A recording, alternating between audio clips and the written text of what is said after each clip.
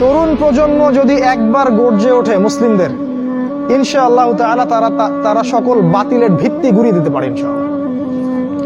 তরুণ প্রজন্মের মধ্যেই ছিল খালিদ বিন ওয়ালিদ, তারেক বিন জিয়াদ, এই মানুষগুলা, ওমর ইবনুল খাত্তাব, আলী ইবনে আবি তালেব, যায়েদ ইবনে হারসা, আসাদুল্লাহ, সাদ ইবনে আবি ওয়াক্কাস। এই যে সাহাবায়ে কেরামদের নাম আপনারা জানেন, তরুণ সাহাবী ছিলেন যখন তার ইসলামের পক্ষে দাঁড়িয়েছিলেন।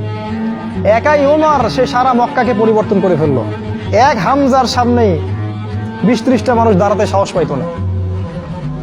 একজন তারেক বিন জিয়াদ, তিনি স্পেন জয় করে ফেললেন মাত্র অল্প কিছু সৈন্য নিয়ে। মোহাম্মদ বিন কাসিম আমাদের এই ভারতীয় উপমহাদেশ জয় করলেন। এখন আপনি মুসলিম হয়ে এখানে বসে আছেন।